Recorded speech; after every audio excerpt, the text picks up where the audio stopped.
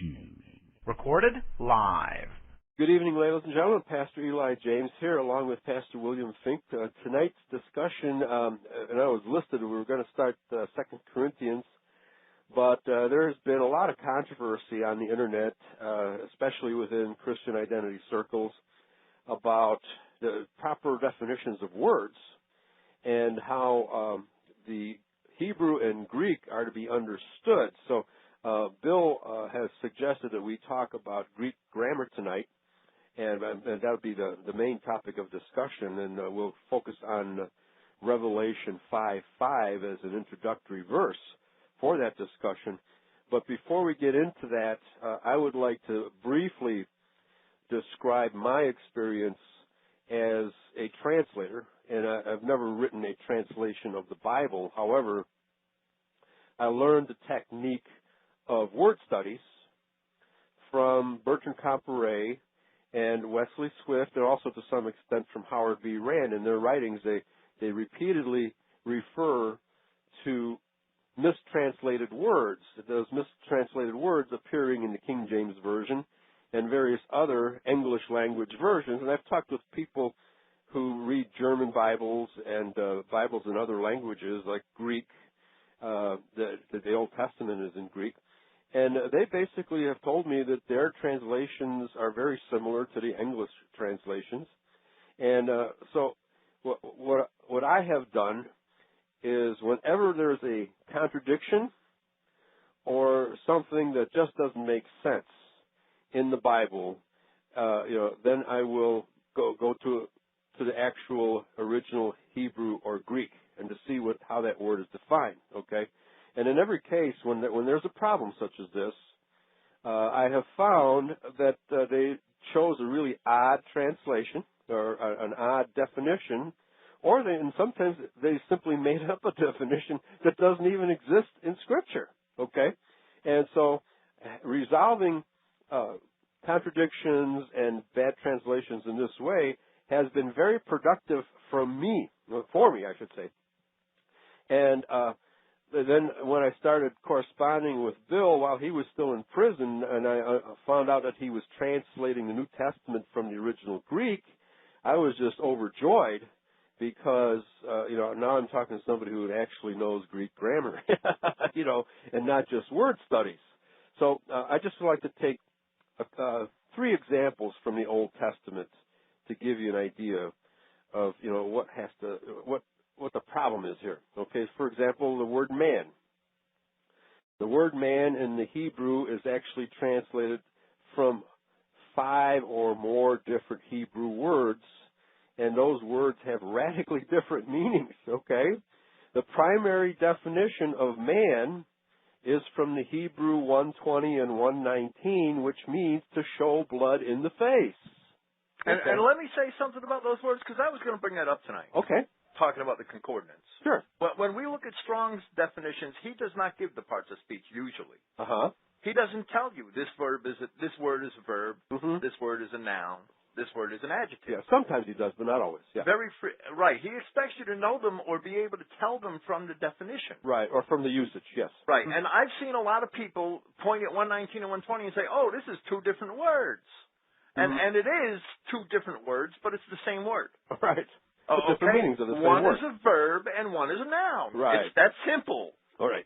Right. Exactly. And that's all. I'll let you go on. Yeah. Okay. Yeah. So that applies to the word man, and you have to understand it. And if you know Hebrew, and you can read it closely, sometimes they mistranslate. They used it as a verb when it should have been a noun, or they used it as a noun when it should have been a verb. Okay. So these are some of the problems, and Bill will get into that and how problems like that in the Greek.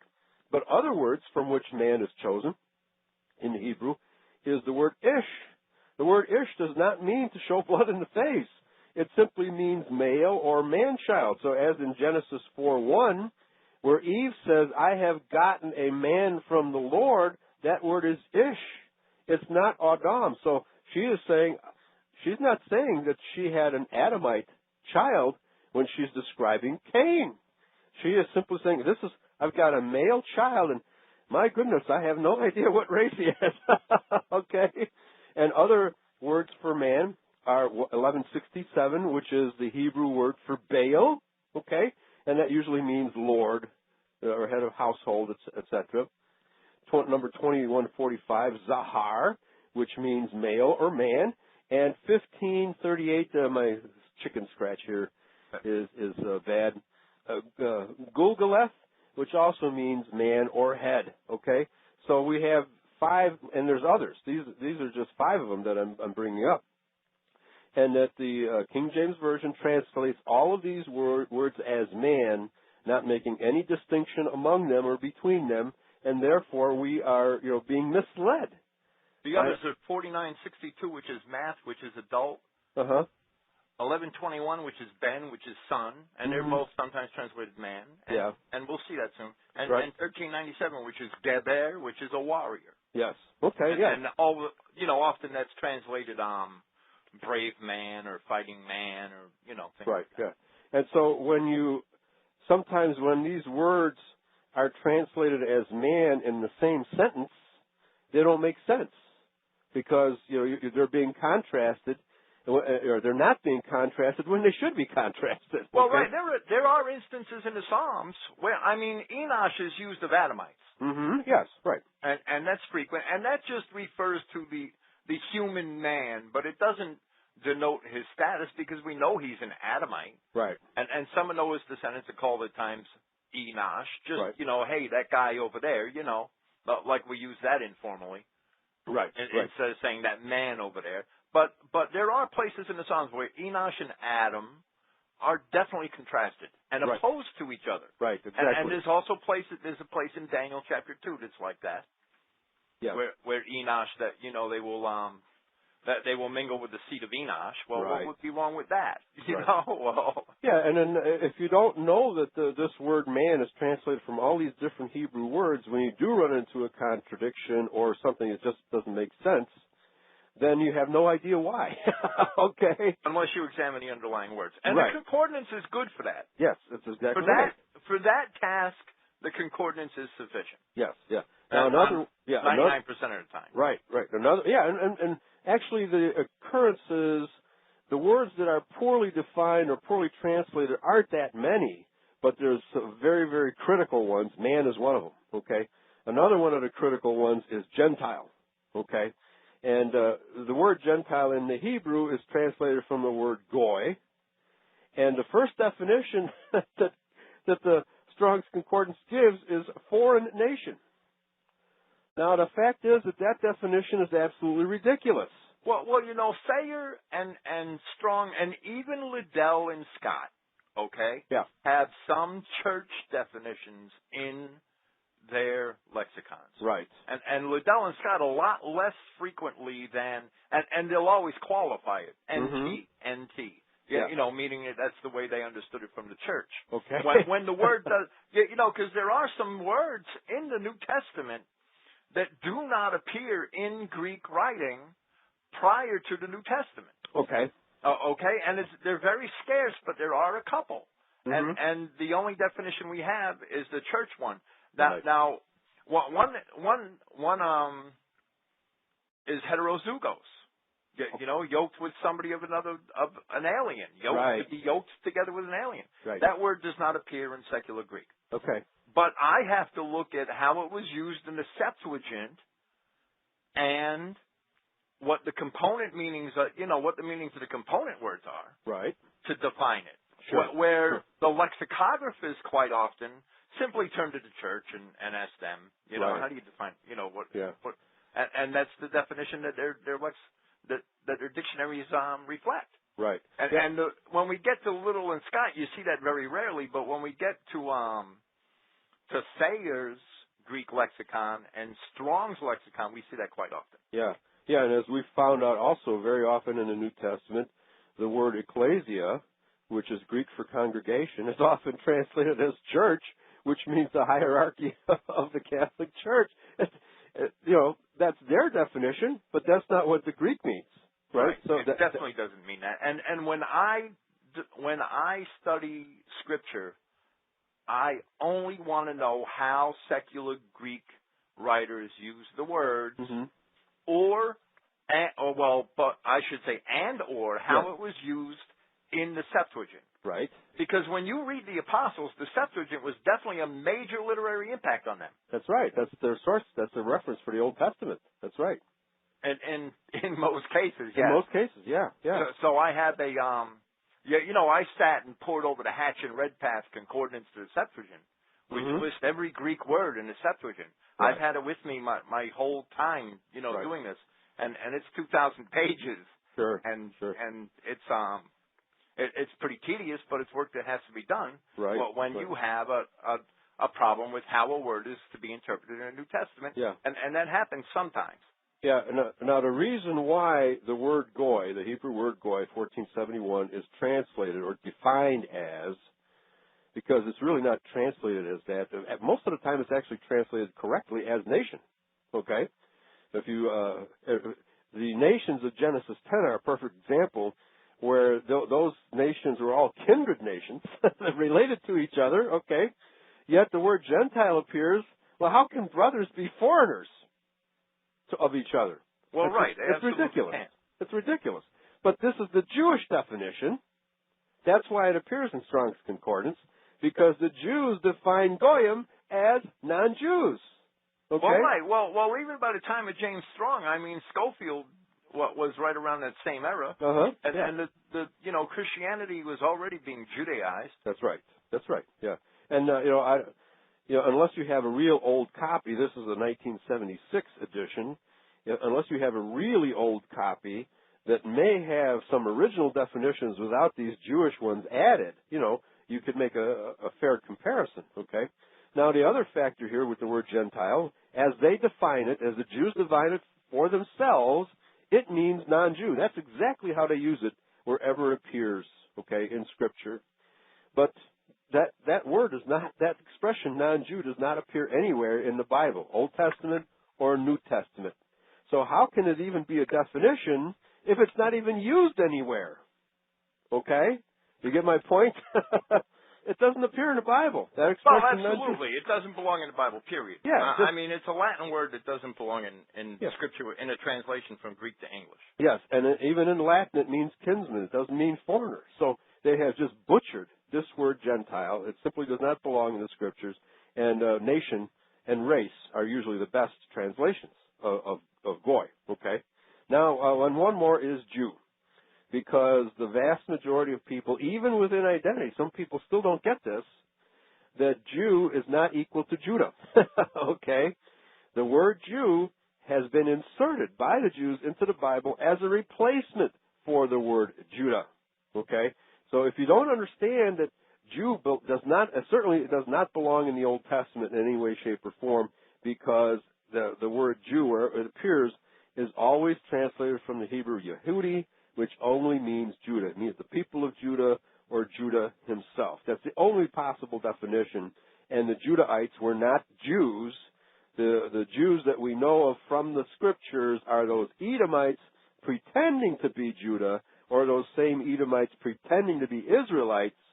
And so you have to understand that the true definition of the word Jew is one who pretends to be Judah.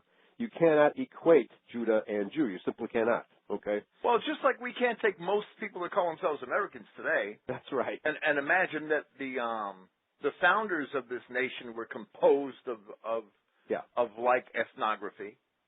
Well, we can't take the people that call themselves Jews today and just take it for granted that Judah 3,000 years ago was one of these people. That's right. That's right. It's a totally different ethnic group. Totally different ethnic group. You know.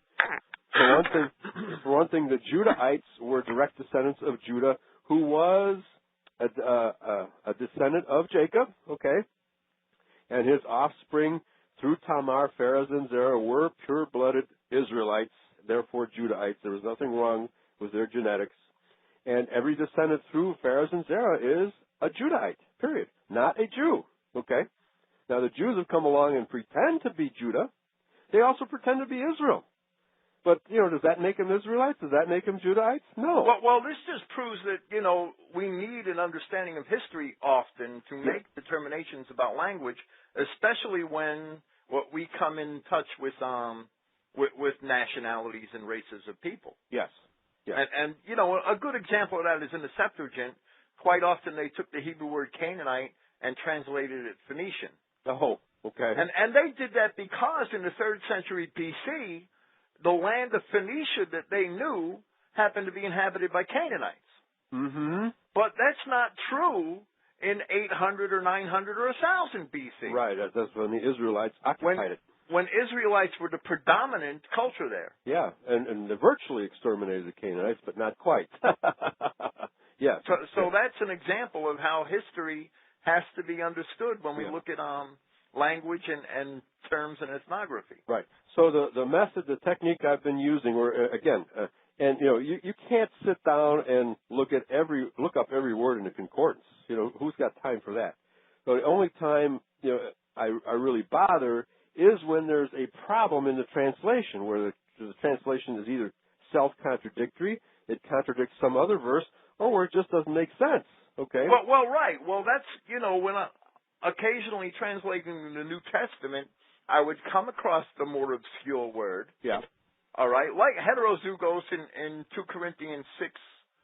2 Corinthians 6:14, is it? Yes. Mm-hmm. That word is heterozygeo, and it appears in the Septuagint once as a noun. Okay.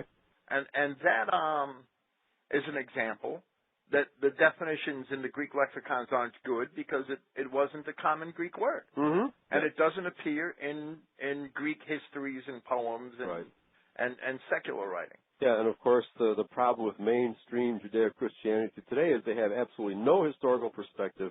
They're not interested in history. Doctrine is set in their minds as solid as concrete, and they're not interested in having a historical perspective. You know, so right. Well, there are probably about half a dozen times. Man, I'm pulling something off the top of my head. Okay. Where I had to turn to the Septuagint concordance and study the Septuagint. To see what was being meant by a certain form of the certain word that was obscure. Right. You know, and those occasions, and that's the source to go to. Right.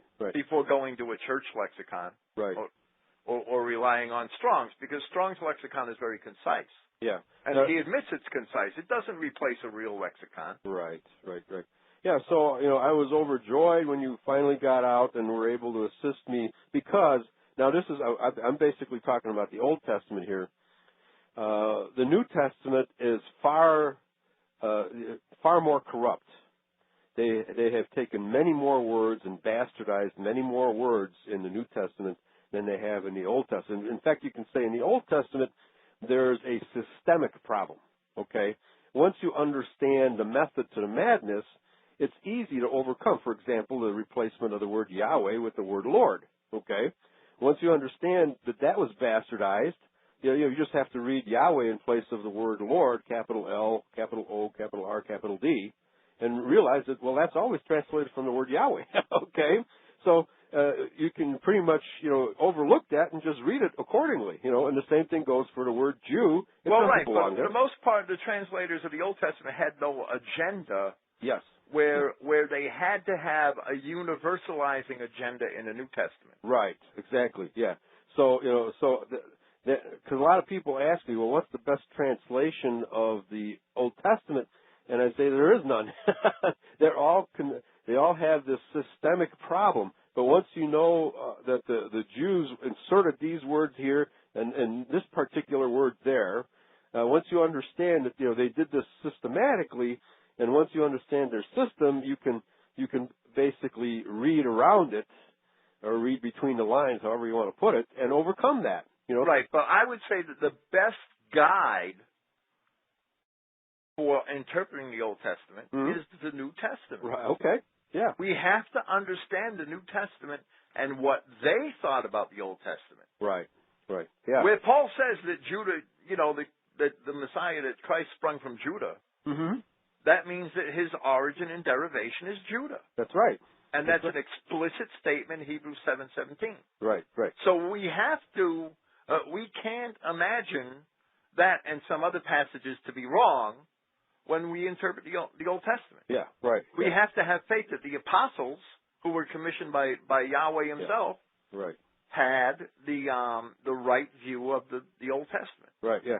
And so I initially had to confront the Paul bashers on my own because they were trying to say that, well, Paul teaches that the gospel is supposed to go to the Gentiles, using the Jewish definition of the word, meaning to non-Jews, okay, which means people of any race. And of course, that word is horribly defined and does not mean non-Jews, does not mean non-Israelite. It actually means the dispersed of Israel. That's what it really means, okay? Well, absolutely. And yeah. I got a nice email yesterday thanking me for my Paul Badger articles. Good, good. From somebody that I don't. So once you understand how these words have been misdefined and misinterpreted and misused, et cetera, then, Paul becomes much more clear, and then the New Testament becomes much more clear. So, that's the introduction I had planned, and so if you want to, we can go right to Revelation 5:5. Well, from here I'd like to talk about a concordance definition. Okay. In Strong's, because a lot of people abuse them.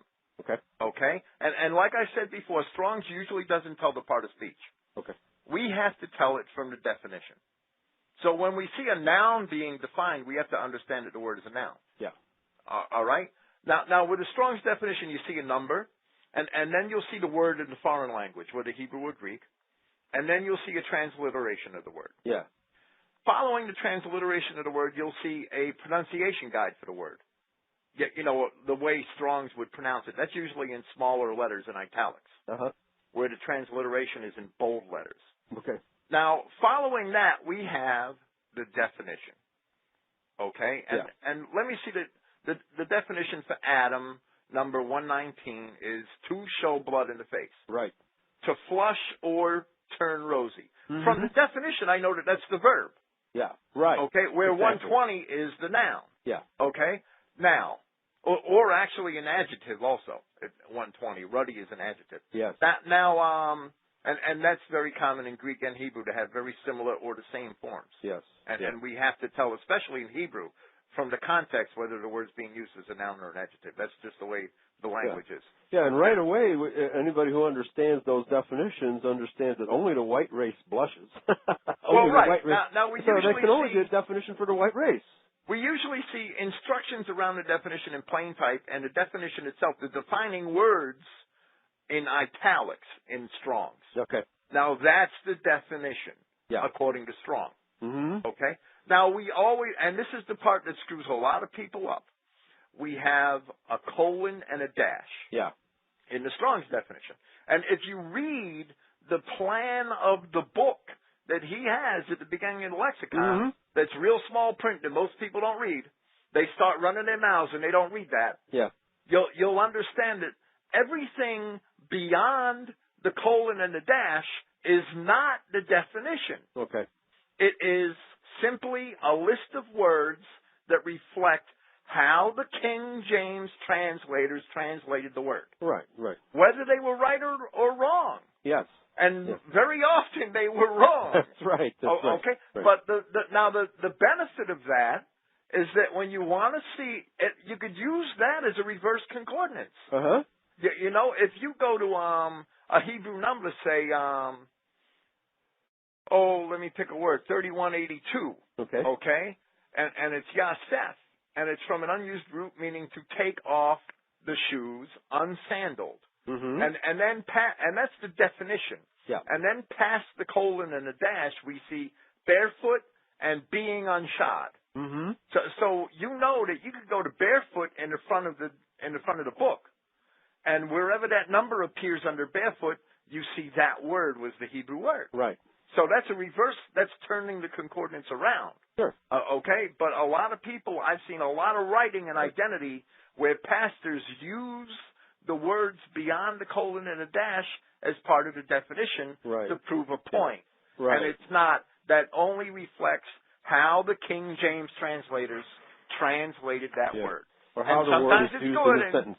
Right. Sometimes it's good and sometimes it's pretty bad. Right, exactly. And that's my biggest caveat about Strong's Concordance, about using his definition. Mm-hmm. Mm-hmm. Now, the detail I'd like to get into is the people that try to make translations from Strong's Concordance. Okay.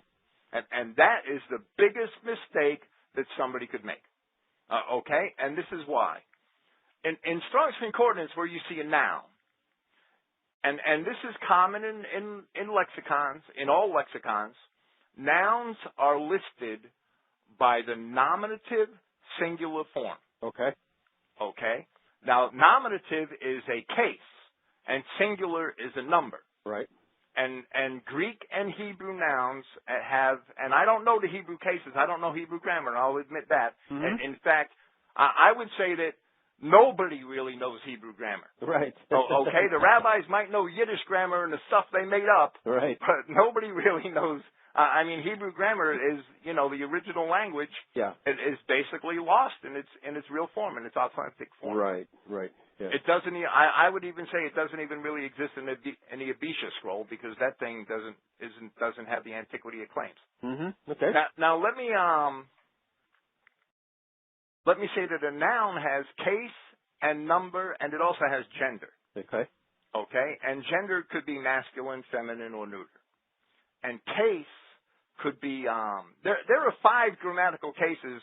There are 8 grammatical cases recognized by grammarians. Okay? Okay. And before I go another step, I'd like to talk about the history of grammar, because a lot of people think this is new. Okay? Mm-hmm. But the Greeks were writing about grammar and the identification of words back to the 5th century BC at least. Okay. Okay? I'm going to say this is from Collier's Encyclopedia. Okay? Interest in the study of language, and more specifically in the study of grammar, can be traced back to the ancient Greeks. At first, the Greeks' concern for language was rooted in their philosophical studies. And in this connection, there arose a number of controversies over the nature of language. Mm-hmm. One of the best known of these was the physis or physis nomos controversy. Okay. Okay? That's 2 Greek words. Okay. I could say physis, and that would probably exactly. be more recognizable to people. Hooey and Howie. Right. Well, I'm sorry, but there's a debate over how the upsilon is pronounced. Okay, I see. Okay, and modern day scholars like to pronounce it as an I, and the Greeks had other vowels that were pronounced like an I. Right. So I pronounce it like a U, and that leads to problems because people don't recognize the words. Right. Okay. One of the best known of these controversies was the physis nomos controversy, which centered around the question of whether language is a product of nature, which is physis, or a product of convention, which is nomos. Okay. And nomos is also law, but it became law from the idea of convention. Right. It's the nature-nurture controversy. Well, in ancient form. It kind of basically is. Yeah. A statement of both views is given in Plato's dialogue in Cratylus. Now, Plato's the 4th century BC. Which shows that, and he shows, and not only him, but if you read the tragic writers and a lot of the early writers, the other philosophers, you'll see that they were certainly studying grammar, and they had words that they used to identify nouns and verbs. Yeah. All the way back to this time, and probably before this time. Mm-hmm. Okay. Now the physis nomos controversy generally stated the physis position was that the name of an object has an inherent connection with the nature of the object. Okay. Now, I would say that that's very much like the names of the ancient Hebrews. Okay. Where the Bible clearly gives a connection between the name of an object and its nature. Right. Especially when sons are named. Yes. And we see that a lot throughout Scripture. Yeah. Joshua, Hebrew, his name will be Joshua because he will save his people. And in Hebrew, the name of a person is actually often a sentence. A very descriptive sentence about the person. Well, right. That's what I mean. That would be the side of the physis controversy of Greek grammar. The Bible would take that side, or the Old Testament. Yeah. Now, the nomos position was that the name of an object is just simply arbitrary and not necessarily related to the object's nature. Okay. So that's a philosophical dispute over certain aspects of grammar in early Greece that was popular. From this controversy, there arose more far-reaching analogist-anomalist series of language. Basically, the analogists held that the universe and language was a part of it is governed by laws and regularities. To support this view, they stressed the morphological regularities in language.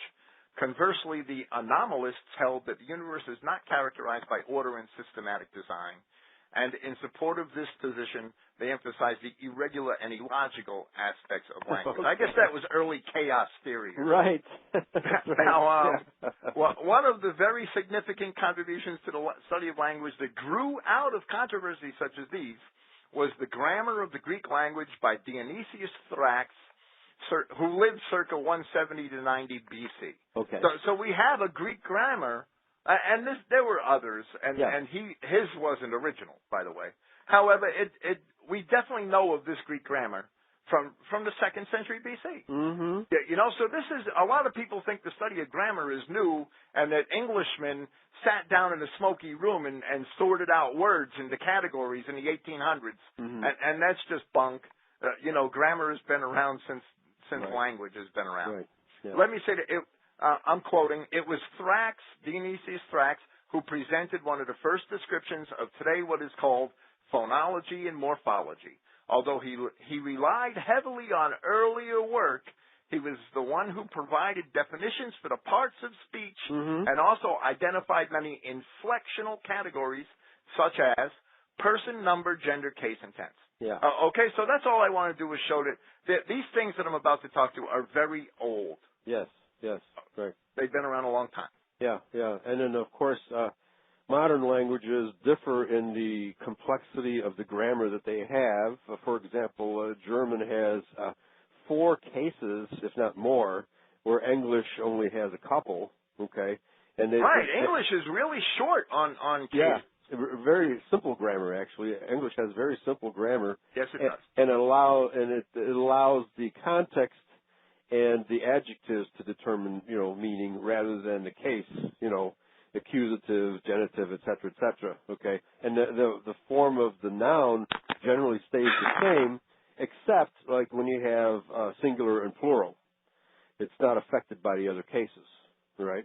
So English is actually very simple grammar compared to German, and a lot of the nouns in other languages all have masculine and feminine forms, which English simply doesn't have. Right, and French and I took Spanish in school and I took Latin in school, and they have masculine and feminine and neuter nouns. Yeah, and when you see that there's some important New Testament passages that when you identify the genders of the nouns, they have a much more complete meaning. Right. Okay. Like the woman that lost her coin and found it and invited her friends over. Okay. And that word friends is in the feminine. Uh-huh. So you know that none of the woman's friends are males. Yes. I mean that just indicates that it indicates the culture of the time. It shows us their culture. It wouldn't be like today where a woman's friends look like the Rainbow Coalition. Right. Came home from the bar. You don't know what's coming over. yeah, right. Yes. Well, grammatical cases, there are 8 cases recognized by grammarians. And this is, mostly from a study of Sanskrit has all 8 cases. Yes. And Greek, these are defined, these same 8 cases are identified in Greek, but they're grouped into 5 groups. Okay. And the inflections, there aren't 8 different sets of inflections. Okay, there are really only, I would say, 6. Okay. Because the nominative and the vocative are lumped together, by grammarians, but they're really 2 different inflections. Okay. And the nominative case usually represents, or almost always represents, the subject of a sentence. Okay, yes. Okay. The noun and the verb. Yeah, of the sentence, yes. Right. The subject noun of the sentence. Yes. Because there's an object noun often. Right, also. right. Now the vocative is nominative, but it usually indicates somebody being addressed. Oh, okay. And where it says in the opening to the book of Acts and to the Gospel of Luke, it addresses Theophilus. Yes. And that appears in the vocative case. Okay, so it'd be like you. It's addressing somebody. Well, you, Eli, it would be like me saying you, Eli. Right. But in Greek, I would change the ending of your name to a different sound, and that would indicate the vocative. Okay. Instead of saying you. Yes. Yeah, so that just the ending of your name. Yeah. Well, you have a simple name like William. William, the nominative would be Williamus, and the vocative would be Williama. Yeah, you know, like Theophila is the vocative of Theophilus. Yes. So okay, so in a Eli is like right. some nouns are indeclinable in right. Greek. They're not declined. David is one of them. Okay. Yeah. Okay, whether it's accusative, it's always David. It's so that case declined. is built into how the word is written and spoken. Right. That's what you're saying. Yeah. Exactly. Mm-hmm. And well, we have the nominative and the vocative case are one group, and the genitive and ablative. The genitive denotes possession, measurement, or source. Okay. All right. The nominative form of Jesus is Jesus. Okay. The genitive is Jesu. Mm-hmm. Okay. And the ablative is the same. Okay. Now the accusative is the direct object of a verb or an object of certain prepositions. Okay. And Jesus would be Yesun. It would end in an N. Wow, I've never seen it spelled that way. Well, it is quite often in the New Testament. Okay. Right. Okay. Now the dative case represents it's grouped together with two other cases, the instrumental and the locative. Okay, in Greek, and the dative is the recipient of an action or the object of certain prepositions. Okay. Yeah. So if I said to the store, I would write store in the dative case. Right. Okay, so I would have a preposition ice, which is to, and I might have an article. Yeah. Okay, and the word for store, agora, to the agora, which is the market in Greek, agora would be written in the dative case, meaning instead of having an A at the end, it would have an AI at the end. Okay? Yeah. Now, it's also used, the same case, the same inflections in Greek are used with the instrumental case, which express means, agency, or accompaniment. Okay. At the store, by the store, with the store, for the store, through the store, would all be that same case. Yeah. Okay? And the locative, the locative is at the store. That would be place in which or time at which something happens, and that would be the locative, at the store. Okay? It would be that same, the dative, instrumental, locative cases are the same set of inflections in Greek, and the ending is spelled differently. And when I see that ending, we know that it's the dative case. I could point at any noun you could point to any noun in the New Testament, and I could automatically tell you what case it is. Right. Simply by the ending. And it takes some time to get accustomed to all the endings, but they can all be identified, and they all give that word a different shade of meaning in the context of the sentence. Yes. Yes. Okay? So now that's it for the cases of a noun. Yeah. So all of this is reflected in the Greek, but much of it is actually lost in the English, and it's very evident that... right. The only case we have in English is that basically the genitive is apostrophe S. Right. And all the rest of the context is from the word order, and we'll get into that in a little bit with verbs. Okay. Or from the prepositions. Bill is at the store. Okay. But the spelling of the store doesn't change. Okay. Bill is in the store. Right. Yeah, and if we wanted to write Bill blew up the store, right. Yeah, the spelling wouldn't change. Right, but Bill blew up the store in Greek, the words the store would be written in the accusative. Right. Because they are the object. Okay? Yes. Now we could write Bill threw the ball.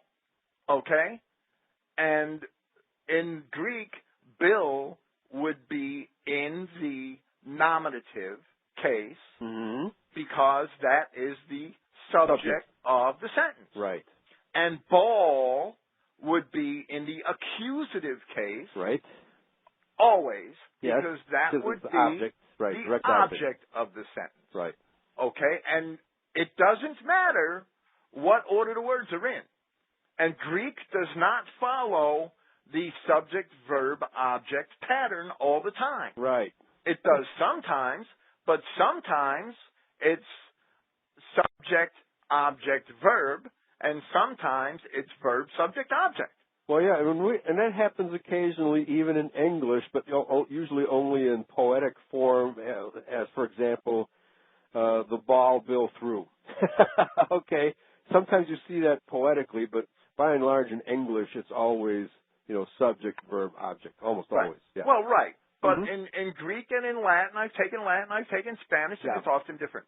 Yeah. Now, that's where the Strong's with nouns falls far short. Okay. You cannot translate from a Strong's concordance if you don't know the case and the number, whether it's singular or plural, yes, of the noun. You'll miss some fine points, certainly. What about the interlinear? Well, you're going to miss a lot because every noun is in the nominative singular. Right. Okay. Because that's the dictionary definition. Right. So it doesn't You're never going to see, cross-referencing the English King James with the Strong's. Yeah. You won't see the case or the number of the noun. Okay. Now, what about these interlinear Bibles that give you the definition of each word, or at least the transliteration of each word into English? Well, that's the next step in learning how to translate. Okay.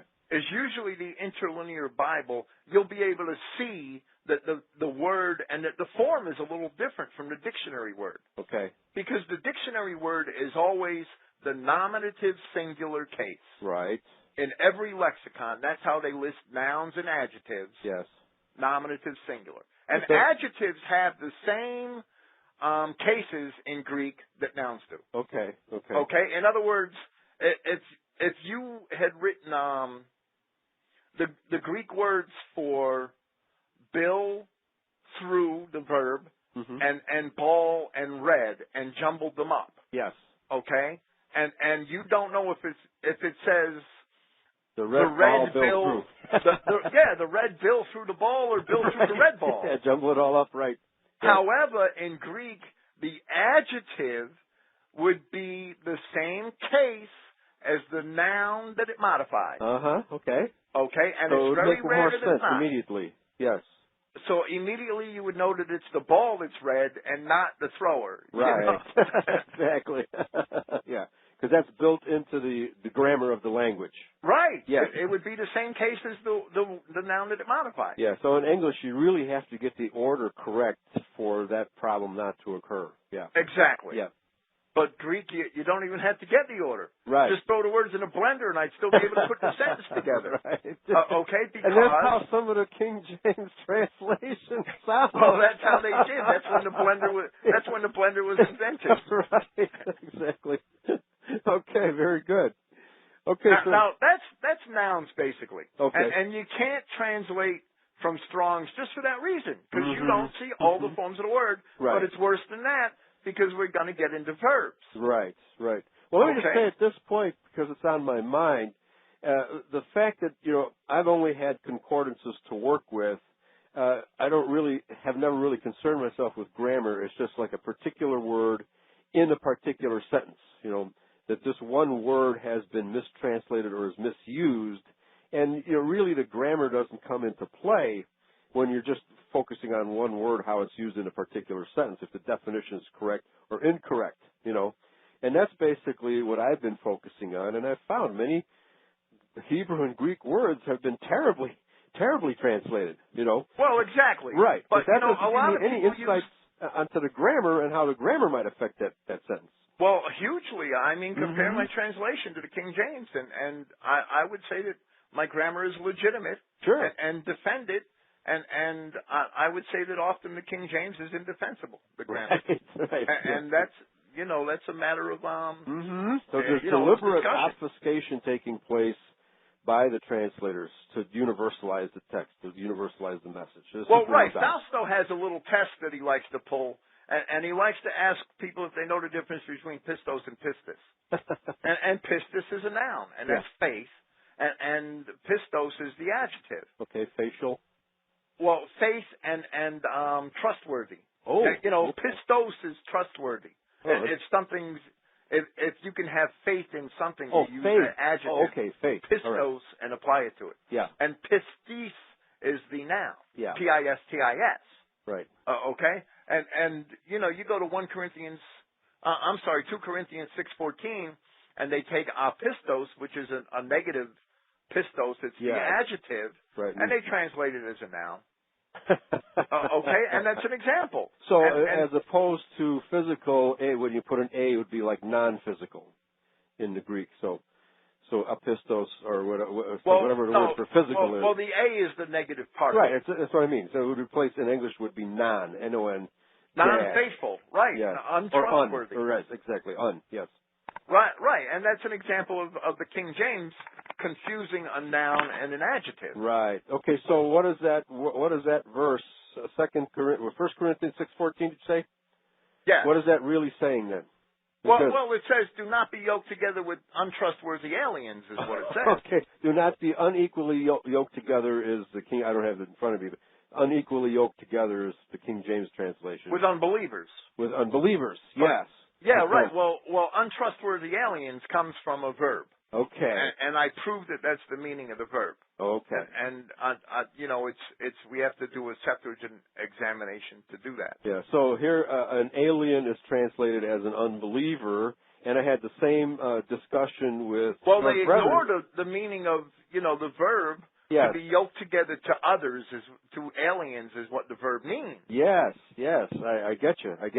And the same thing happens in Matthew 25, verse 31 or 32. I forget which one it is. Where it's actually translated correctly as nations. That when he comes, he will separate. When he returns at the second coming, he will separate one nation from another.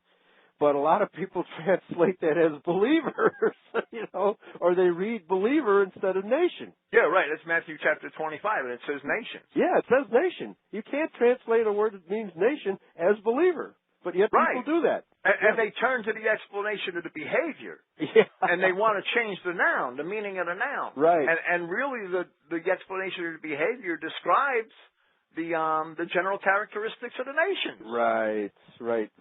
Yeah. So 1 Corinthians or 2 Corinthians 6:14 should imply aliens, not unbelievers. That's what you're saying. Very interesting. Now let's go to verbs, and let's talk about verbs for a little while.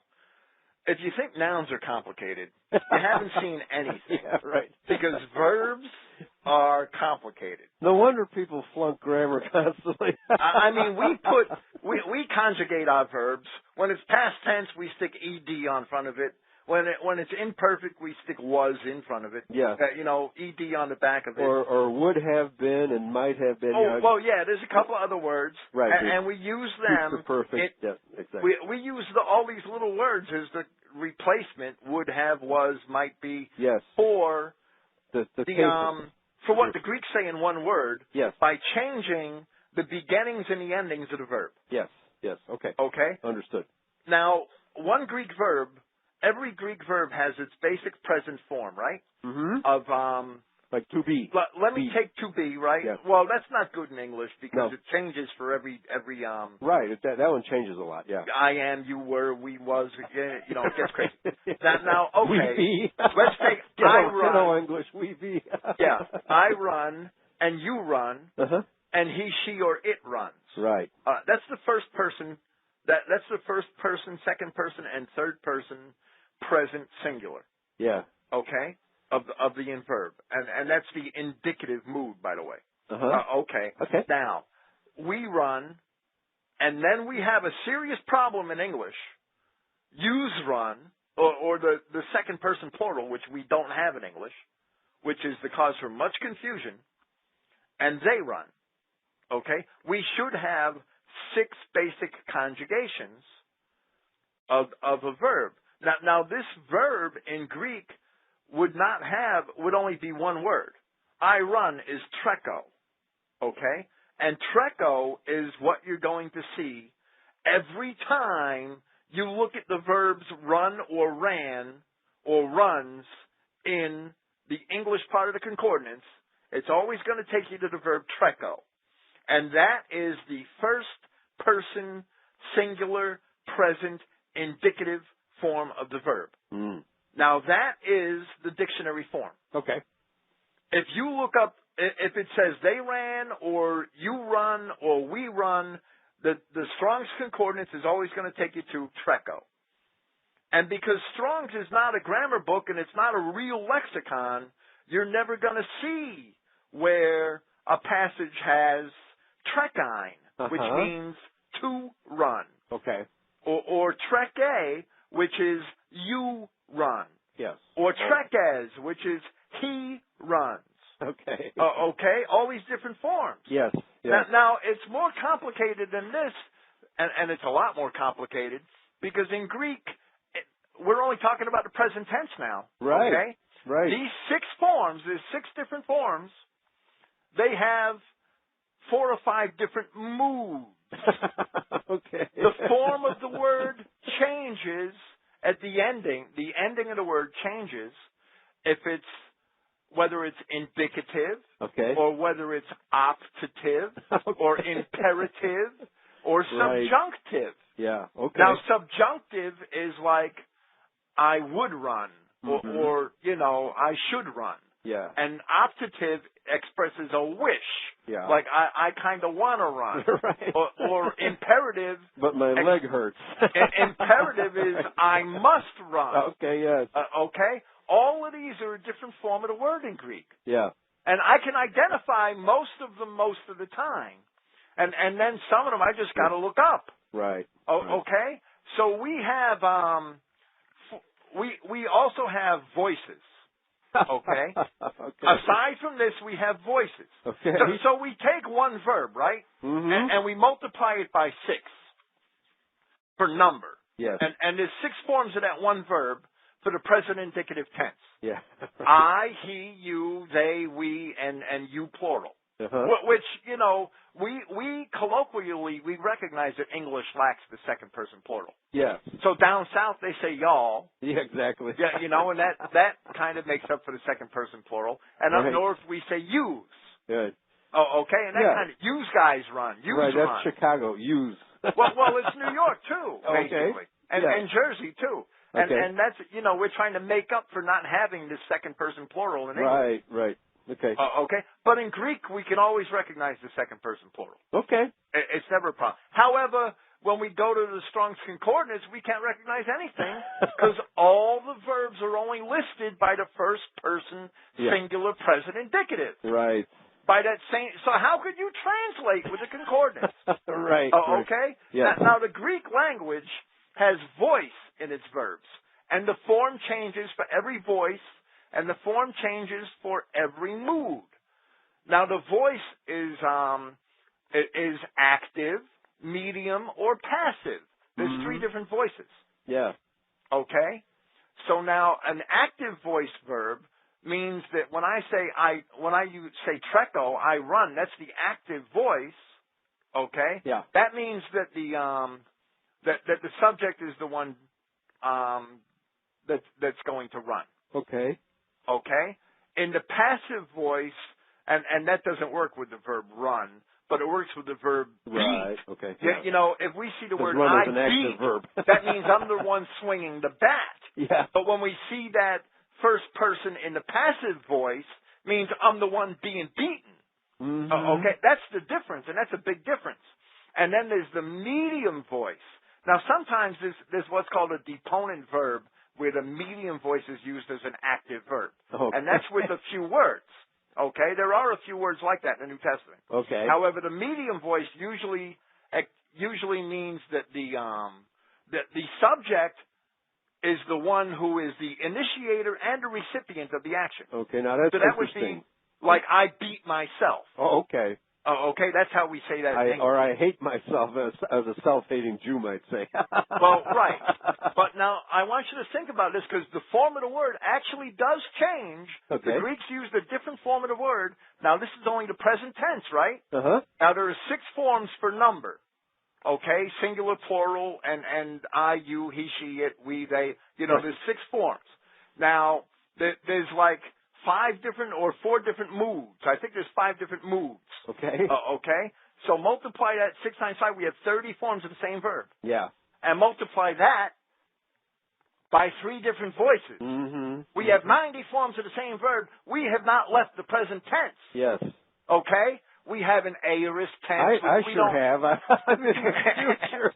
We have an aorist tense, and we don't even have in English. Right. The aorist tense denotes an action that may have taken a long time to occur, or may have started in the past that has not yet finished. It's still happening. Right. Yes. It's still happening. Yeah. Okay. We have an imperfect tense.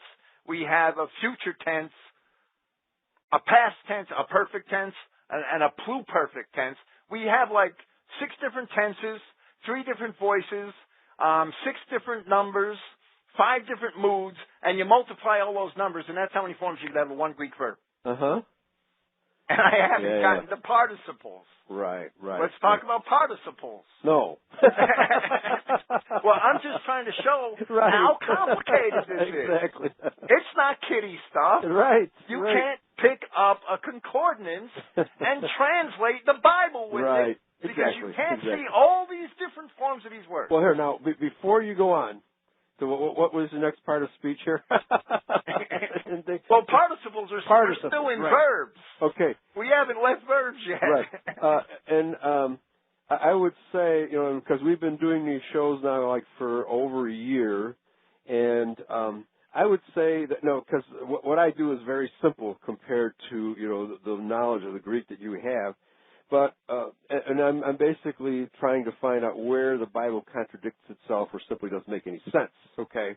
And that's all I'm trying to decide, and very often that decides the issue as to whether a verse has been translated well or not, okay? So, and I would say that from that principle, you've only corrected me maybe 5 or 6 times in all this, from my, corrected version, okay? So again, I'm saying I'm not doing anything nearly as complicated as what you're doing, but you can certainly improve your understanding of the Bible by using concordance, even though it doesn't provide you with all of this information, But I'm only doing very limited work here, trying to figure out, why this sentence is contradictory or why this sentence just doesn't make any sense, Okay, so please continue. Well, right. And a participle is like running. It's like runners. It could be runners. It's like a participle. It's often used as the gerund, or those who and a gerund are is running. an active verb of a noun, right? Like running. Right. Sleeping, the walking. participle, the first person present participle with the verb treco, I run, is trekon. Okay. And that's a first person present running, sort of. Right. And that can be used as a noun. Yes. Okay, but participles have something else. They also have case. Okay. So participles have all their own different forms. Okay? Yeah. And then they also have the forms of nouns. Okay. And this is all built into the spelling of every word. Right, it's built into the spelling. Amazing. It's amazing. The present tense participle of a verb, I'm looking at it right now. It's 24 different forms. Yeah, right. For one verb, and it's great. Luon is the present tense nominative case of the participle for I lose or I release. Let me ask you a question here, because right now we're basically talking about the written forms of all these words. Given the fact that you have so many different forms of all these words, they were also the spoken form. Right. Now, aren't you confronted with a problem here with all these different forms in terms of understanding one another? Don't you have to pronounce these words very precisely to not get them all confused, Well, right. And we see confusion sometimes. Okay. In the scribes, in the manuscripts of the New Testament. Yes, okay. Where 2 forms are so close to each other. And one might be spelt with the Ada, where another form is spelt with the AI. Okay. And the Ada is pronounced very much like the AI diphthong. Yes. And they would one manuscript has the AI and another manuscript has the Ada. Okay. And there is sometimes confusion. Yeah. Over that. Mm-hmm. And usually the context will fix that. Right, usually, yes. Okay? Now, how this worked with 100 or so different forms of one verb in ancient Greece, I mean, I could only guess. Well, only the guy who wrote the dictionary actually did that. But we know all these forms existed because we have a huge body of Greek literature. Right. And most of these forms have been identified in the literature. Yes. Yes, fascinating. It's really fascinating stuff. Most people don't appreciate how simple English grammar is. When you compare it to other languages, English is really, I can't think of a simpler grammar than English, so we're blessed in that sense. But then we have to use very descriptive adjectives, adverbs, participles, et cetera, to make the point, where sometimes the point is built into the word in Greek or German. Right. Yeah. Exactly. Yeah. So now, how many more parts or different forms do we have to go through? Because I just want to make sure we get to Revelation 5:5 and point out what's going on there. Well, right. I would just like to say that a participle can often be used as a noun. Okay. Because it has tense. Okay, perfect tense. Right. Or aorist tense or present tense. It has case, meaning nominative case, genitive case. And so we could say of the runners by using the participle in the genitive case, and it's actually a verb, but we're going to use it with the article, the proper article. We're going to put the in front of it. Yes.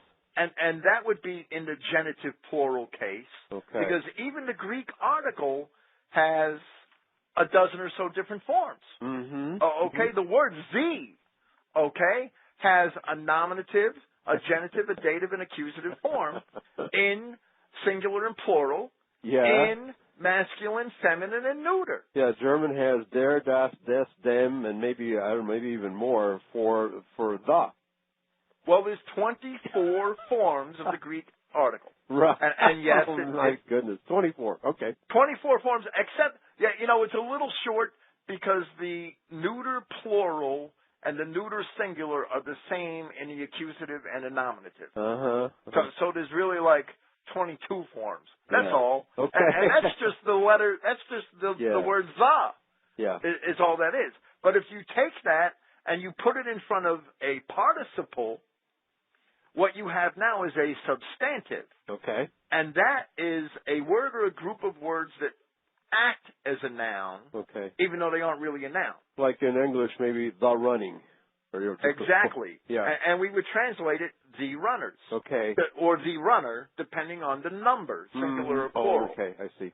Okay. And we could have, in the dative case, it would mean with the runner. In the genitive case, it would mean of the runner. Okay. In the accusative case, we would look for the verb because the runner is the object of the verb. So to the runner. Well, it depends like on the verb. Yes. He hit the runner. Okay. Or he threw the ball at the runner. Right, or at the runner, right. Okay. Okay.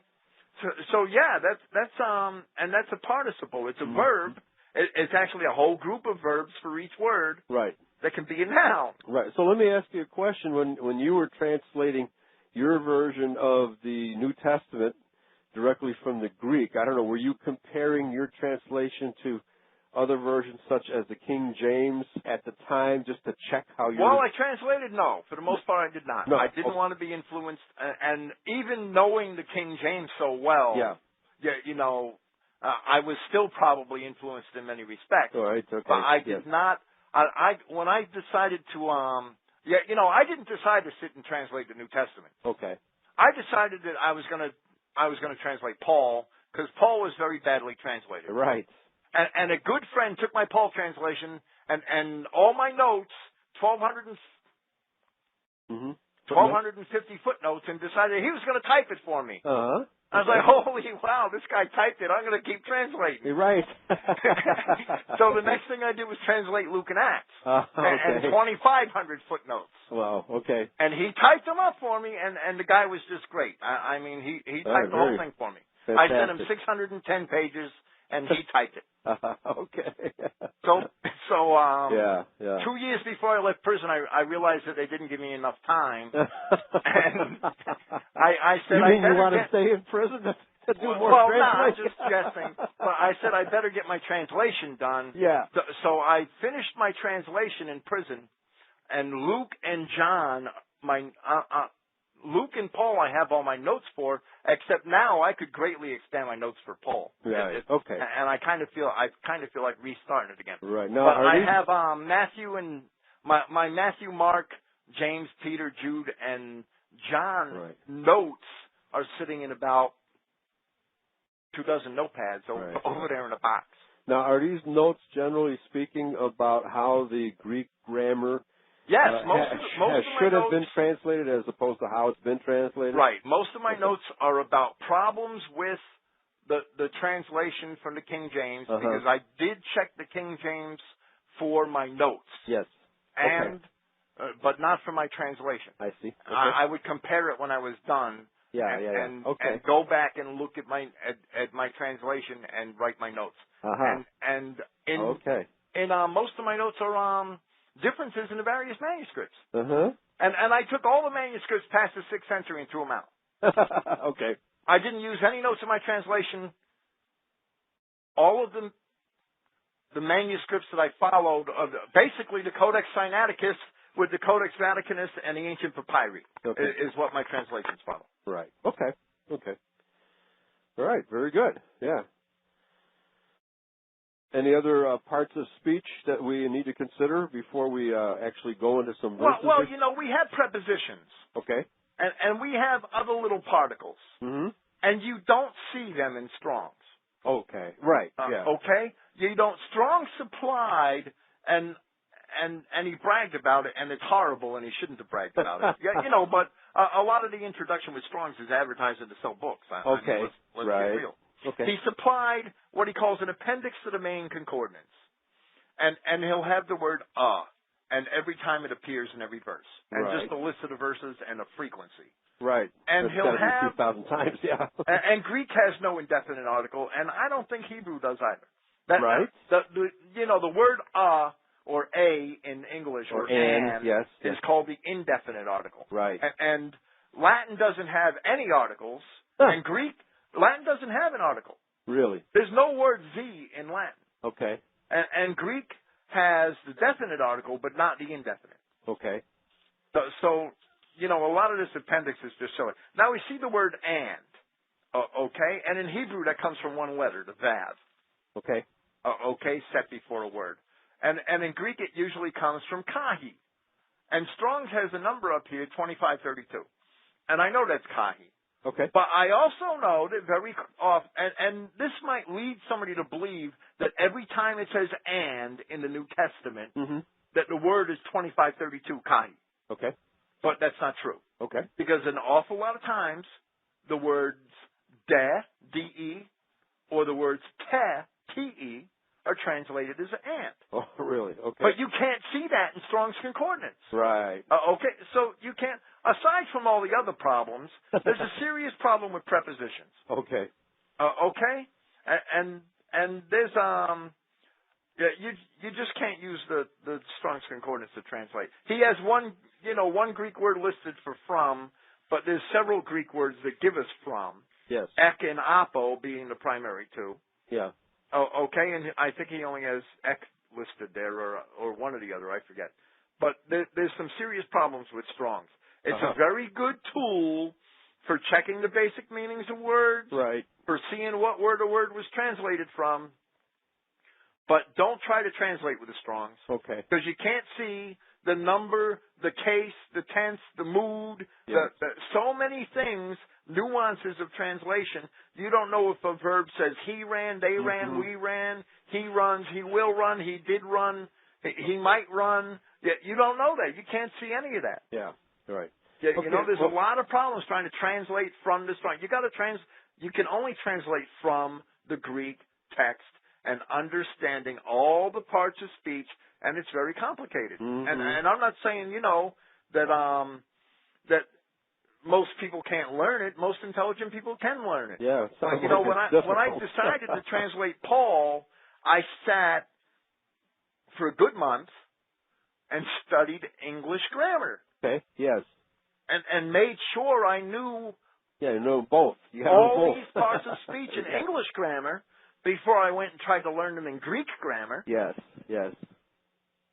Yeah, so you can't just sit down like an interlinear form and just, convert the words from Greek words to English words. Right, but I did read the interlinear for a couple of months when I started, and that helped a lot. It helped me memorize the vocabulary. Okay.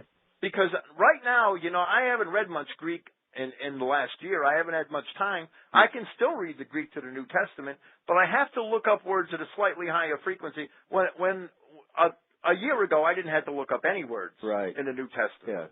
Yeah, I could read every word. Now I got to look up a couple of words a paragraph because I haven't had the repetition, and you do start to lose the vocabulary. Yeah. And that's that I'll never forget how to read Greek because I understand the grammar, and that's not going to go away. Yeah. I'm always going to be able to recognize an aorist verb, or that on very few occasions you could confuse an aorist and an imperfect. But that doesn't really kill you in the English translation. Right.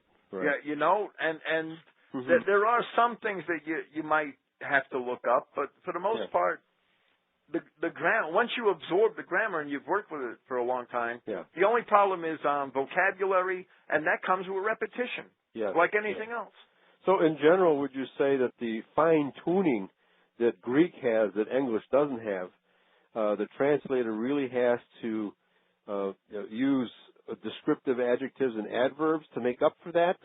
Well, no, because Greek has plenty of adjectives and adverbs. Okay. I mean, we have to use a lot of in conjunction with verbs and the aorist tense especially. We have to use he had run a lot, or we have to try to make up for the aorist and the imperfect. Yes. And sometimes so that's it's verb difficult. Verb construction, yeah.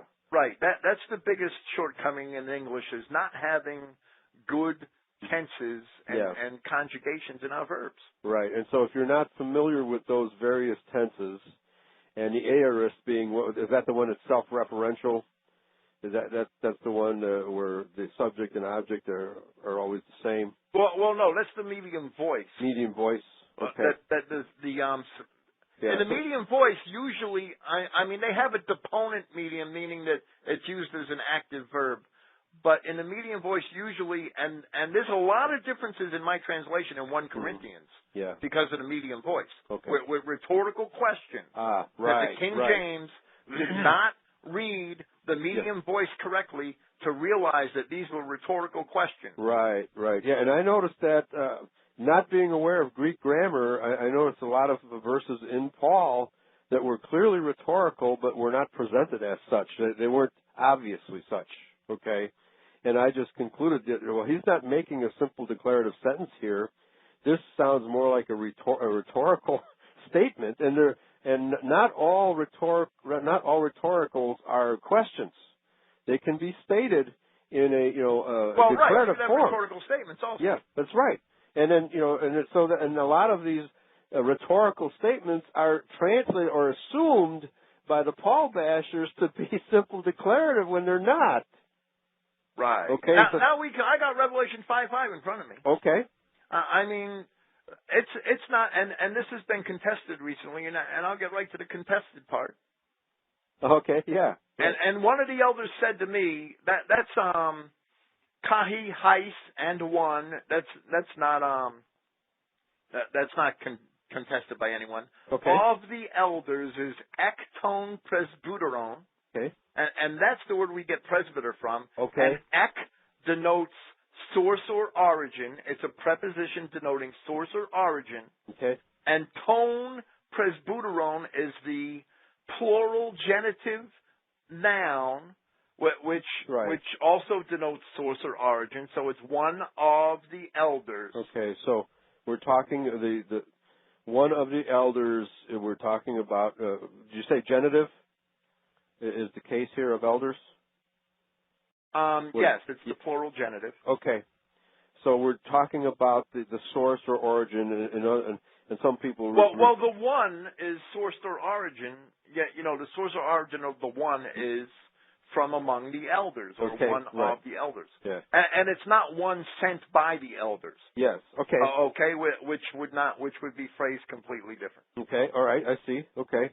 So, and then it says to me, one of the elders of Israel, obviously, says to me. There's a quirk in John's writing, and I have said to me in my translation, but the noun is present. Yes. And, the quirk in John's writing is that John always used, very, very often used the present tense in a context that was definitely past. Yeah. Right. Okay, and that's true in John's gospel also. Yeah. Right. Yeah. Yeah, and most people would say it should have been said to me. Okay. Right. Because right. Yeah, but he says he's approaching it as if, this is what I'm saying now. Right. John always does. That's the quirk with John's Greek. And that's a matter of John's style. Yes. But here I translated it. I took the liberty and translated it in the past tense. Okay. Okay. Yes. And if you translated John, you would understand why I did that. Sure. That's repeated in John. Yeah, in the Book of Revelation. Yes. Very often in the Book of Revelation, and sometime in the Gospel of John too. Yeah. Right. Uh-huh. Okay. And one of the elders said to me, "Do not weep." Okay, and that's the singular, and not. And the King James says, "Weep not." That's same exact same sense, right? Okay. Right. Behold. Now that is the word idu. And that is actually, it's an interjection. I translate it as an interjection here. Yes. Behold with the exclamation point. But it actually means literally, you look. Look at. You look. Or hey, you, see this. Or look over here, or something like that. Right. But it actually means you look. And that's behold. Mm-hmm. Okay? Now, we get into word order. Like I said, you could put the words in a blender. Okay? Yeah, okay. Has prevailed. Now, this is the aorist tense, okay? And it's the third person singular active indicative form of the verb nikao, or to prevail. Mm-hmm. Okay? There is no doubt from the form of the word that it's third person singular and that it is active. Yes. Okay? It's not passive. Okay. Okay? Now, some people confuse the tense with the voice because it's prevailed, meaning it's passive. Yes. No, it's an active verb, and it's in the aorist tense, which means it's recognized. It's interpreted here as being the past tense because we don't really have an aorist tense in English. Mm-hmm. Yeah. Now, the lion, ho leon. Now, that is the nominative case. Mm-hmm. Okay? Ho is the nominative singular article. Leon is the nominative case of the lion. So now, leon is a verb that is, it's not a regularly declined verb, but it has an accusative form, leontas. Okay. So if it was the object of the verb, it would be ton leontas. Mm-hmm. It would never be ho leon. This is definitely the nominative case. The subject. Subject. Yeah. Okay. Look at and this is the subject. Look at this, the subject, which is the lion. Right. Okay. So because of this construction, the lion has to be the subject of that verb prevailed. Right. It's the lion that's doing the prevailing. That's the grammar. Okay. There's no dispute in Greek. Yes. Okay. This cannot be disputed. And this is how the King James translates it. So this is a good translation. Right. Absolutely. Yes. Now there's another article, ho, and I'm going to talk about that article in a minute. Mm-hmm. Okay. But let's get past it. Ek, denoting source or origin, tes fules Judah, of the tribe of Judah. Okay. Tes fules is the singular genitive of the tribe. Mm-hmm. I don't even need the ek. The ek only stresses the fact that the lion is of the tribe of Judah. Right. So it's more emphatic in this case, you're saying. Right. Yeah. Okay. Now, Judah is basically indeclinable. It's not declined. Okay. Okay. It's hard to, it's declined, but it's hard to separate the declensions because there really aren't a full set of declensions with the word. Yeah. Is that because it's if not it was nominative, it would be it would end in an S. Yeah. Okay. Judah. But I've never seen it spelled with an N as the accusative. But you said the same thing about David earlier. Is it the fact that these are words from another language? Well, yes, exactly. Okay. Exactly. David is never declined anywhere. Yes. Okay. It's always the same. Could be David Das or David E or Yeah. In fact, the Hebrews do that. They say Yar David E. Okay. Yeah. Well, yeah, right. But they make that up. That's made up. That's Yiddish. That's not. It's Yiddish, exactly. Yeah. Okay, so there's no doubt that the lion is of the tribe of Judah. But let's go back to that article that I said we were going to skip over. Ho. Okay. And that could be translated.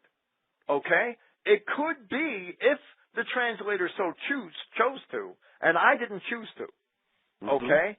But it could be translated, the lion, he who is of the tribe of Judah. Or the lion, he of the tribe of Judah. And if you wanted to really make it emphatic, you would translate it that way. Okay? but common sense tells you that the lion is of the tribe of Judah. So I chose not to translate the second article. Okay? But it's called a bracketing article. It's an article that makes the connection because it's the same case, gender, and number as the case, gender, and number of the lion. It's making it perfectly clear that this lion is of the tribe of Judah. Okay? There's no doubt. Yes. Now, the root of David. Now, David is in it's D-A-U-I-D in Greek. And it doesn't change in the genitive form. Okay? It's still the same as the nominative form. It's an indeclinable noun. Yeah, okay. Okay? But the root is in the nominative form. Mm-hmm. Okay? Yes. Which means, in Greek, that it's part of the same subject. Okay. The whole thing together is called the subject-predicate. It's a group of words that make up the subject of the sentence. Right. Okay? They're all in the nominative form, and that's what this is. Yes. Okay? Yes. So we have the lion of the tribe of Judah, the root of David. That whole clause is the subject of the sentence. Okay. Okay? Yeah. Has prevailed. Because in English, we have that subject, verb, object pattern. Yes. We have to move the has prevailed to follow the subject for it to make sense in English. Well, yeah, we could read it, has prevailed the lion of the tribe of Judah. But that would be awkward in English. But it still could be understood. But you're saying that's the order in the Greek. Okay. Right. Well, right. That's the order in the Greek. And when we make an interlinear, which is what I have here in this paper, that's the way we had to do it, by the order of the Greek. That's what an interlinear is. We can't move the words around to how we feel like putting them in English. Yeah. Otherwise, some turkeys would move them to other sentences. Right. Yeah, right. Exactly. And in Greek, we clearly know, from certain particles where a sentence starts and ends. Yeah. 90% of the time, anyway. Yeah. Okay. Now, what has the lion of the tribe of Judah prevailed to do? Well, the next word is... It's an infinitive form of the verb. And we translate that to run, to see. That's how we translate the infinitive usually. Okay. And this is the present infinitive, anoixahi, which means to open. Okay, to open. Yes. And it's very simple. The lion of the tribe of Judah has prevailed to open. And this is a very simple verb which only means to open. Mm-hmm. And some turkeys might try to say to destroy or to rip apart. It only means to open. To open. Okay? Now, the next words are to biblion. And they're in the accusative case. Okay. And that has to be the object of the verb. That's right. Okay? Yeah. So the lion of the tribe of Judah, the root of David, prevailed to open the object of the verb, the book. Yes. That's what the lion prevailed to open. Right. Okay? Right. This cannot, you cannot make anything else out of these words. Mm-hmm. There is no way that this could be switched around, that the subject and the object can be flipped, that the root of David and the lion of the tribe of Judah can be separated. Yeah. They can't be separated because of the number and the case of the nouns and the articles. Right. Okay. Very good. Now, I think it's in Genesis. Revelation 22, where it says, I am the root and the offspring of David. Doesn't it say that? Yes. Well, verse 16, I, Yahshua, have sent my angel to testify to you these things in the churches. I assume churches is mistranslated from ecclesia. I am the root and the offspring of David and the bright and morning star. And Yahshua, Christ, David, can only have one root. Yes. I mean, we can't imagine he has more than one root. Yeah. And we can't imagine there's more than one David. That's just ridiculous. He's of the genetics of David. He created the genetics of David, and he's an offspring of the genetics of David. And in the Old Testament, there's several prophecies that say that he would be the root and the offspring, the root and the branch of Jesse. Right. Jesse, exactly. And Jesse is David's father. Right. Okay? Yeah. Okay. So if you're the root of Jesse, you're also the root of David, there's no doubt. Okay. And the people that think otherwise simply want to write their own Bible because they don't like the Bible we have. so that's not Christianity. That's Vaudianity or Johnsonianity or Walkeranity. It's troublemaker-anity. Yeah, it's definitely not Christianity. I see if I start preaching something I make up, it's Billianity. Right. It's not Christianity. Mm-hmm. Mm-hmm. No. You can't just make up your own Bible because you don't like the Bible we have. Sure. That's stupid. That's crazy. Well, yeah.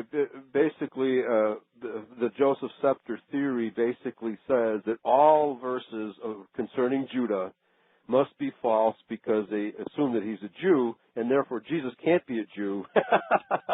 And we agree that Jesus is not a Jew, but the problem is that the Joseph Scepter people assume that Jew and Judah are synonyms. And doing so, they give the Jews credibility. That's right. Now, but before we close, I want you to discuss Revelation 26, because earlier you mentioned that you rely on the Sinaiticus, and which one was the other one? Two basic texts. Well, the best texts are the oldest. That's just the way it is. I mean, not always. There are theoretical and there are some instances in Scripture where a 6th century papyrus dug out of the ground might have a clearer rendering than an error that may have occurred in the Codex Sinaiticus. Understood. But usually, as a rule, the best text are the oldest. Yeah. Now, the King James Version of the Bible is when you have read, and I've read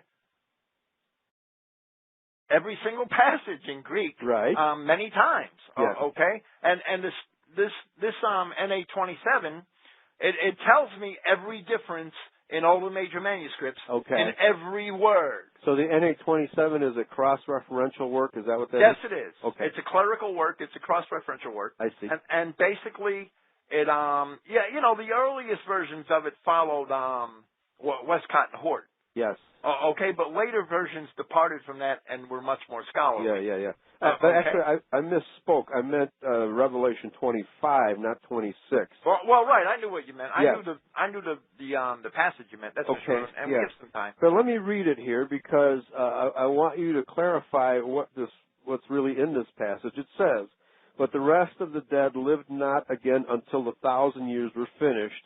This is the first resurrection." And now, what do we have in the Sinaiticus, and what was the other reference? You prefer the oldest ones, the two oldest ones? Well, there is a Sinaiticus. We don't have the Vaticanus. Vaticanus, okay. This part of Revelation is missing. Really? Oh, okay. Yes. It's missing. Well, it's the end of the book, and I guess the worms got to it. Oh, I see. I mean, we don't. None of those ancient manuscripts are complete. It's just the way it is. I mean, there's chunks of them missing, a little water damage, a couple of moths, a drunken monk. So you need those other versions to come up with a complete text. I see. Okay. Absolutely. Yes. Absolutely. There's no doubt. And to me, I think, my personal opinion is that the Sinaiticus, if I had only one manuscript, if you said, Bill, you could have any one of these manuscripts, you could only have one of them, I'd have to ask for the Sinaiticus. Okay. And the King James, and I started to say this before, and I'm wasting time while I'm looking for something. I'm looking for the important witnesses of Revelation because I don't have his name in my head. This monk. Now I do. Yes. The King James very much follows the Codex Alexandrinus. Okay. And all the supporters of the King James, they all, I don't know what they read, okay?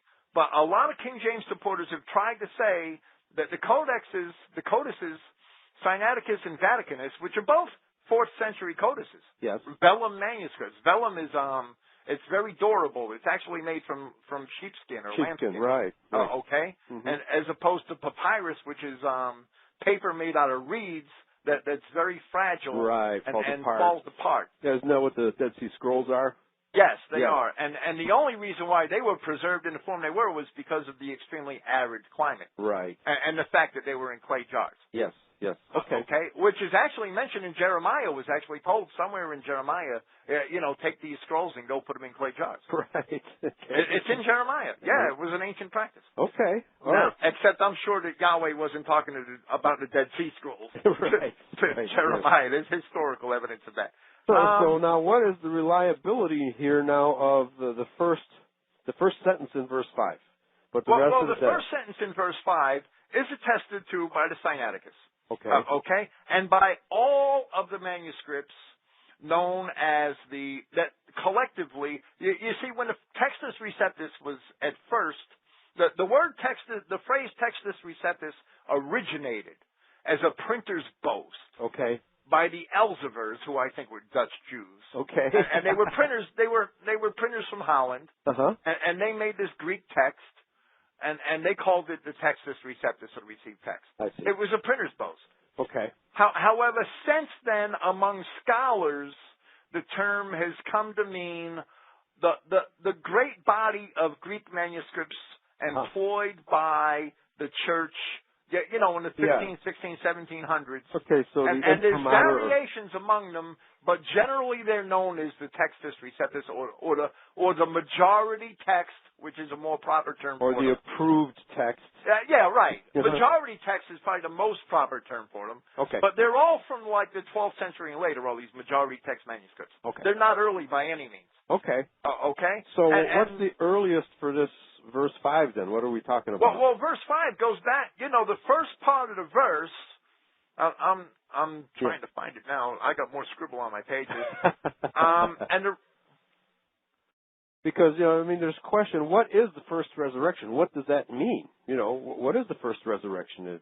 And people assume that they know what these concepts mean, but then when you ask them, well, what is the first resurrection? What's the second resurrection? What's the third? What do these terms mean to you? And half the time they can't answer.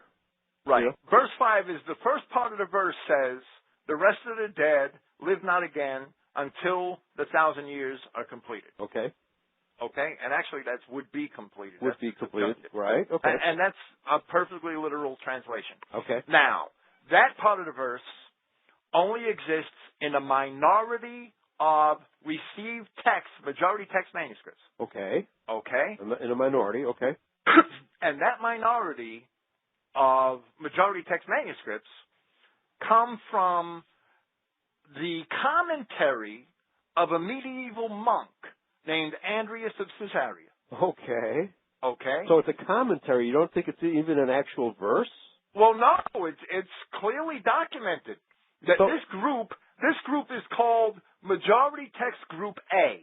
In the NA 27. All right. Okay? As opposed to... So it's an editor's commentary, you're saying? Yes. It's a medieval monk. Wow. He probably lived in the 9th century, Andreas of Caesarea. Mm-hmm. Okay? The words in Revelations 25, the rest of the dead live not again until the 1,000 years would be completed. Those words do not exist in the Codex Sinaiticus. Wow. They do not exist in the majority of the Koine Greek majority text manuscripts. Yes. They don't exist in them. Even the majority of the majority text manuscripts do not want this sentence, do not have this sentence. Mm-hmm. Okay? Okay. But this sentence is also missing from the Codex Sinaiticus and from several other 7th, 8th, 9th century manuscripts. Okay? And it's missing in the church fathers that record this verse. Don't have it. And I could cite from the NA 27 several church fathers. So in other words, it's very similar to if we took the C.I. Schofield annotated Bible. well, right. Now let me say that took one of his annotations and inserted it in the Bible as if it were for text. That's what right. you're saying. Now the verse does exist in a couple of Coptic and Syriac and late Vulgate manuscripts, but they are all late manuscripts. None of them are early manuscripts. Oh, okay? And as far as I'm concerned, this verse originated probably in Andreas of Caesarea's commentary. Because they're the only copies of Revelation, that the ones that were in that copies of that commentary that had this verse. Yeah. Otherwise, the Greek would not know this verse at all. Interesting. Interesting. Very interesting. Okay. Yeah. All Revelation 25 should say is, in the way I would translate it, and the way I did translate it, this is the first restoration. Okay. The That's all it should say. Well, that word resurrection is also, and it's more basically, anastasis is a restoration. Okay. So it's not a coming back to the life of the dead necessarily, which is commonly understood as resurrection. Well, exactly. The saints ruled with Christ for 1,000 years, and the way I see that is that's the first restoration of his government on earth. Yeah. That's the way I see that. Yes. Okay, that's my interpretation. However, my translation is, this is the first restoration. That's it. Right. Very good. Very good. So if you don't know these things about the original Greek, you would never suspect that this is really a quite fanciful verse. Well, right, because that's another thing you would never see in Strong's. You know, you would never see that in Strong's Concordance. Right. Yes. Okay. Very good. Well, I think people have gotten a really good handle on what needs to go into a translation from the Greek to the English, and we've discovered in the book of Acts, the book of Galatians, and other books that very often they did a horrible job. They obviously didn't know Greek grammar very well. Whoever the King James editors was, and that's what they are. They're editors, not just translators, because every translation is also subject to tremendous editing. They really didn't know the Greek grammar too well. Okay, I mean that was obvious to me, especially in the writings of Paul. And then they deliberately reversed the subject and object of many sentences. They did that quite a few times. Yes. Yes. So there are many passages, especially in the New Testament, that are simply not reliable, and therefore you must be able to refer back to the original language to correct these errors. Yeah. Absolutely. Yeah, and that's why the vast majority of Judeo-Christians today are simply befuddled. You know, what is taught in the name of the New Testament is a lot of nonsense that's been universalized and generalized and spiritualized for the benefit of the church's agenda. Well, right, and some people that revolt against it, that they don't understand it. They'd rather rewrite it. You can't rewrite the Bible. Yeah, and I can understand, and that's why Paul has so many enemies. You know, not just in Christian identity, but in other places as well. But that animosity toward Paul is totally misplaced because he didn't translate with his own writing, and what he wrote is very often terribly misrepresented. Well, first he wrote the most. Oh, you're right. So he's going to be the biggest target. Right. There's no doubt. Sure. Okay? And second, his epistles are not his gospel. His epistles are the application of his gospel in the world at the time. Right, and they're letters to particular people that cannot be universalized. Absolutely. Yes, you have to take that into consideration too. Right. Well, who am I to squeeze in on a letter from your wife to you? Oh, Yeah, Paul wrote this letter to somebody else. Oh, it's about me. It's to me. Right. Exactly. That's just crazy. Yes. Okay. Very good. I think, so next week we're going to hone in on 2 Corinthians. Yes, 2 Corinthians. And John on a and so I think you gave the audience a very good feel, a grasp of what really needs to take place in translating from the Greek to the English, and obviously these things, going from Greek to German or Greek to French, what have you. How many translators really know the Greek well enough to even convey the problems that you conveyed today? The differences today, and so. Well, I don't know. They're just so blinded by church doctrine. Right. I had to learn grammar from grammarians, but I chose 1800s grammarians over modern ones. That's for sure. I wouldn't anybody writing today is a Judaized clown. Yeah. For the most part. Right. And I've seen statements of grant. I've seen them try to make excuses for the King James. They try to make excuses for that verb in Luke that's translated as, for that noun in Luke 2:28, I think it is, a light to lighten the Gentiles. Right. They take a noun and translate it as a verb. And instead of pointing out the incorrect grammar, they make excuses for them. Right. I can't fathom that. I can't believe that, but it happens. Yeah, because they're justifying their agenda. Right. Exactly. Okay, very good. This is a very instructive program. And I wish I knew Greek. So do I now. So do you. That's a very humble statement. Okay, so folks, thanks for listening. I'll be on tomorrow with Clay Douglas, who is a former Paul basher. Okay, he's not taking that hard line he used to take. I don't know if I want to attend that show. I got problems with Clay Douglas. He has a lot of repenting to do. Right. Him and all the other clowns that bash Paul. Right. I can't wait till they see Yahshua. Yeah, well, he's not doing that anymore, so, it's getting better there. But our subject tomorrow is going to be primarily the way in which the New World Order is brainwashing all the world, not just Christians, the Jews too, to some extent, because they believe the garbage coming from the rabbis too. It's just garbage that comes from their mouths and from their writings. So that'll be the subject. New World Order will be the subject of tomorrow's show. That'll be 11 o'clock. So thanks for listening, and thank you very, very much, Bill, for your explanation of Greek grammar, okay? Praise Yahweh. Yeah, praise Yahweh. Thank you all, and good night.